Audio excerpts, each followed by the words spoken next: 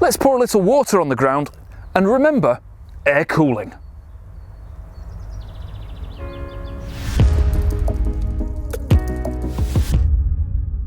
Air cooling in cars is a real misfit. You'll hear people reminiscing, oh, they don't make air-cooled cars like they used to. Well, there's a reason for that. They weren't good, but they had a period where they were very successful. It's interesting because the first car, Otto's first engine, was water-cooled. And then air-cooled cars arose, did fairly well for 50 years or so, and now all cars are water-cooled again. In this video, we'll look at why that is.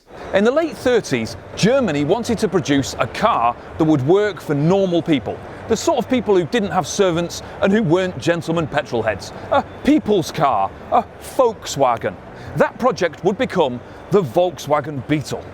At the time, there wasn't a good antifreeze. Alcohol was used, but it only worked down to a certain temperature. And so vehicles in very cold countries needed to be kept in a garage overnight to prevent the engine from freezing solid. And if you couldn't get your car into a garage, then you had to drain the water out of the engine each night and refill it in the morning. Now, not everybody had a garage, so this people's car needed to be air-cooled. And that's a pretty simple design constraint. To hit the mass market, the car needed to work for people without garages. And so, air-cooled vehicles were a big hit in cold countries where garages weren't so common. Air cooling also meant that the cost of the vehicle could be kept low. There's no need for a water pump or a radiator, and the castings for the block and the head, which don't need water jackets, were much simpler and easier to cast. How does air cooling work? Well, it relies on a good surface area in contact between the engine and the air. So, air-cooled engines are covered in fins, and a fan is constantly driven by the crankshaft to keep the air flowing. Cooling the oil on an air-cooled engine is also much more critical, and so the Beetle has a heat exchanger in the airflow which cools the oil once the engine is up to temperature. Now, air cooling actually makes an appearance on our Miata engine here. There are fins just on the bottom of the oil pan here that dissipate heat from the oil out into the atmosphere. To make air cooling work, the Beetle's engine has to run at low compression, which keeps the engine's temperature down and means that airflow alone has the capacity to cool the engine.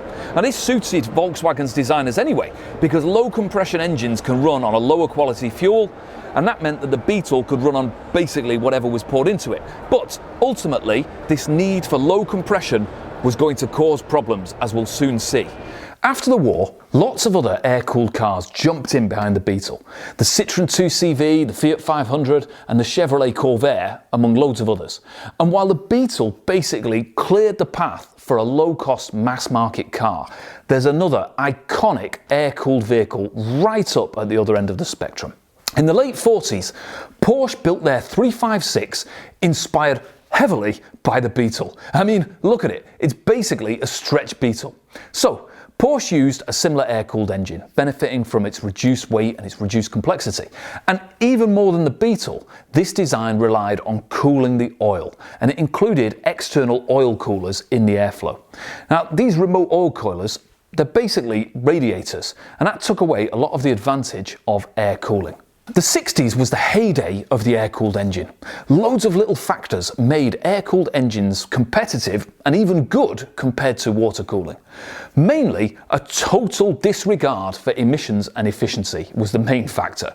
And radiator hoses of the day were prone to failure and they needed to be replaced pretty often.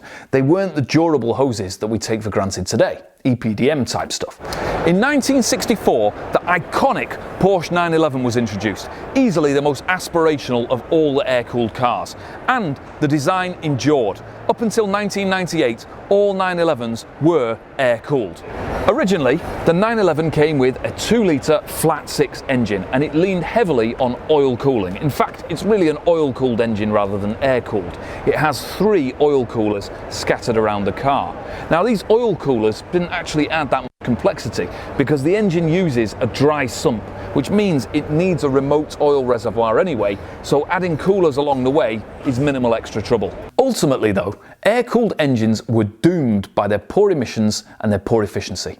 From the 70s, regulations on emissions began tightening up, and by the mid-70s, the Beetle and its cousins were declining in popularity.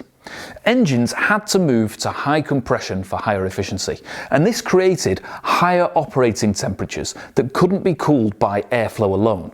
And there's a thing called the EGR valve, which we're going to talk about soon, and that puts exhaust gases back through the engine to reduce the emissions. Doing this boosts the combustion temperature inside the engine, creating a higher operating temperature and essentially forcing water cooling on engines. And the downsides of liquid cooling, the maintenance issues that we talked about, disappeared with the advent of a long life coolant and better radiator hoses.